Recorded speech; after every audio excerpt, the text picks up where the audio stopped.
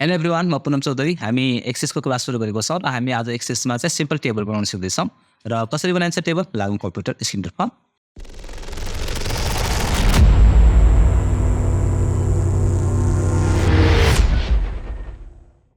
Okay, म computer स्क्रिनमा आइसकेको छु र पहिला म कम्प्युटरमा एक्सेस खोलिहाल्छु र हामी एक्सेस भनेको स्टार बटनमा क्लिक गरेर अनि एक्सेस सर्च गरेर यहाँनिर एसएससी इएसएस होइन यो क्लिक गरेपछि हाम्रो यो खुलिहाल्छ। र अर्को भनेको हामी विन्डो प्लस प्रेस गर्छौँ र यहाँनिर एमएस एक्सेस टाइप गर्छौँ एसएससिएसएस र इन्टर गरेपछि भरि यो हुन्छ। ओके, यो खोलिसकेपछि अब यहाँनिर थुप्रै कुराहरू दिएको छ। म चाहिँ आज यो ब्ल्याङ्क डेटाबेस लिँदैछु। ब्ल्याङ्क डेटाबेस भनेको खाली डकुमेन्ट, न्यू डकुमेन्ट भन्नु खोज्यो होइन। र यसमा क्लिक गरिसकेपछि यहाँनिर यसले फाइल नेम सोध्छ, हामी आफ्नो डेटाबेसको नाम के राख्ने भन्ने कुरो। डेटाबेसको नाममा राख्न चाहन्छु हामी कोटाही र कोटाहीको QOTS है। र यसमा म राखिदिन्छु यहाँनिर 4 भनेर कोटाही 4 नाम है। र यो नाम राखिसकेपछि यो कुन फोल्डरमा सेभ गर्ने सोध्छ हामीलाई। र फोल्डर छ म के अरे फोल्डर्स चुज गर्नको लागि हामी यो आइकनमा क्लिक गर्छौँ। देखिरहेको छ यो आइकन, यसमा हामी क्लिक गर्छौँ र आफ्नो फोल्डर चुज गर्छौँ कुनमा सेभ गर्ने हो। जस्तो कि मैले यहाँनिर DBMS बनाएको छु फोल्डर र यसभित्र म सेभ गर्छु कोटाही 4ले ओके गरिदिएँ। र यो यहाँनिर पाठ पनि देखाउँछ हाम्रो यो फोल्डरमा सेभ हुँदैछ भनेर, यो डी ड्राइभभित्र DBMS भित्र सेभ हुँदैछ यो नामले भने यो पाठ है। अनि क्रिएटमा क्लिक गरेपछि हाम्रो क्रिएट भइहाल्छ। अब भइसकेपछि हाम्रो यसको युजर इन्टरफेस यस्तो देखिन्छ र हामी पहिला यसमा के डेटा इन्ट्री गर्नु पर्यो भने पहिला हामी एउटा टेबल बनाउनु पर्ने हुन्छ।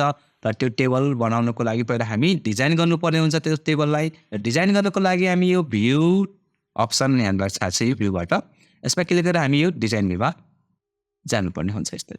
र के को टेबल बनाउने सोच्छ हामीलाई। अब हामी कोटाही देखेछु भनेपछि हाम्रो सेन्टरको नाम अब पक्कै पनि म त्यसभित्र स्टुडेन्टको डिटेल राख्छु भनेपछि म स्टुडेन्ट डिटेल भनेर टेबल बनाउँछु।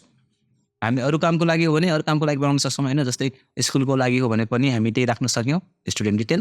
र कम्पनीको लागि हो भने स्टाफ डिटेल हुनसक्छ, अरू थुप्रै टेबलहरू बन्न सक्छ है, हामी बनाउन सक्छौँ आफ्नो आवश्यकता अनुसार। र म चाहिँ अहिले यहाँनिर आउँदैछु स्टुडेन्ट डिटेल भनेर डिटेल्स होइन। र मैले ओके गरिदिएँ। त्यसपछि यो यसरी खुल्छ र यो आइडी भन्दैछ ID is equal to symbol number, ID number, serial number या आइडी जे भने पनि एउटै होइन।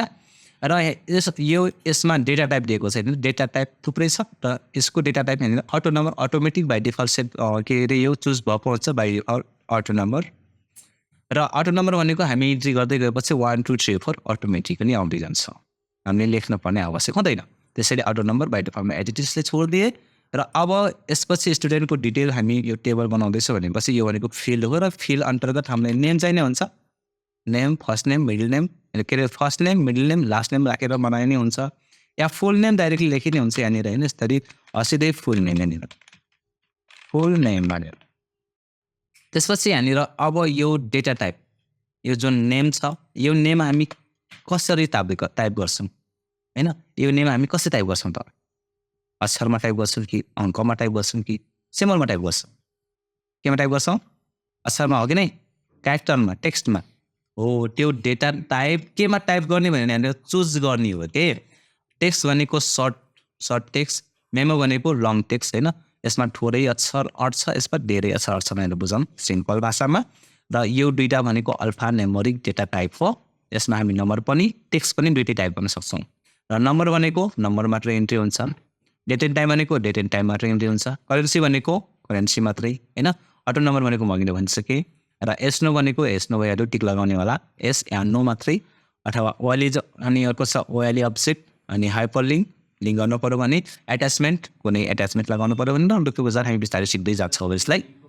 ओके, यसलाई मैले टेक्स्टमा राखेँ है। र एउटा डिस्क्रिप्सन पनि दिन सक्यौँ यसमा है, यो के हो भनेर, यसमा हामी के इन्ट्री गर्ने भनेर पर्सन नेम अथवा पर्सनल नेम होइन लेख्न सक्यौँ। र अब यसपछि यहाँनिर म राख्न सक्छु ADDRESS एड्रेस भनेर, एड्रेस पनि अब टेक्स्टमै हुन्छ।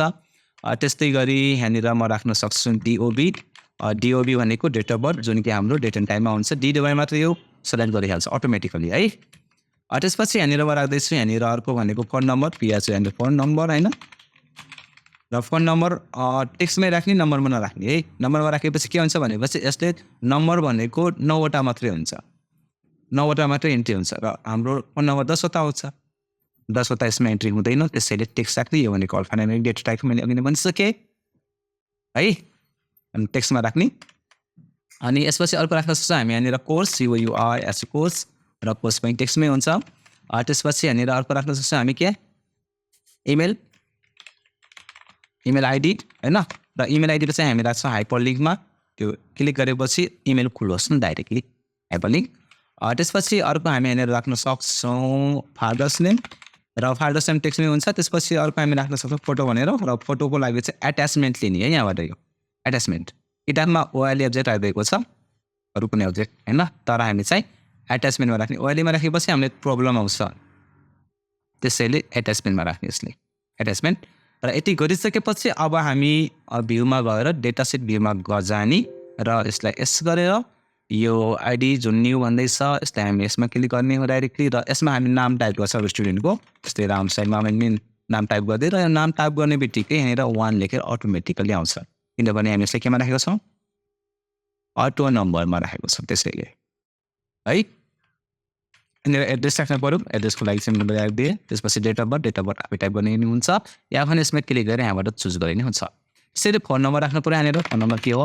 फोन नम्बर राखिदिने यहाँनिर त्यसपछि कोर्स भनेको म राखिदिन्छु यहाँनिर पिआइसिएल र इमेल आइडी भनेको छ म यहाँनिर राम shrsharma@gmail.com राखिदिन्छु यहाँनिर GMAIR होइन GMAIR.com त्यसपछि father's name Hari Sharma SHARMN त्यसपछि फोटो राख्नु पऱ्यो भने यसमा डबल क्लिक गर्छौँ हामी एड गर्छौँ र यहाँबाट कुनै अब यो स्टुडेन्टको फोटो लिनु पऱ्यो हैन स्टुडेन्टको फोटो अब कहाँ सेभ गरेको छ हाम्रो त्यो फोटो सेभ के अरे चुज गर्नु पऱ्यो ल म यो फोटो लिदिएँ है ओपन गरेँ भने ओके गरिदिएँ यो र यो फोटो आएपछि यहाँनिर चाहिँ 1 लेखेर आउँछ भनेको फोटो एउटा एड भयो र यस्तै गरी हामी यो डिटेल अब भर्दै जाने हो स्टुडेन्टको सबै स्टुडेन्टको होइन र यो आज हामी कतिवटा भर्ने कम्तीमा पनि 10 ओके म 10वटा इन्ट्री नाम इन्ट्री गरिसकेको छु र आज हामी पनि 10वटा नाम इन्ट्री गर्ने ओके यो पछि कि प्र्याक्टिस थ्याङ्क यू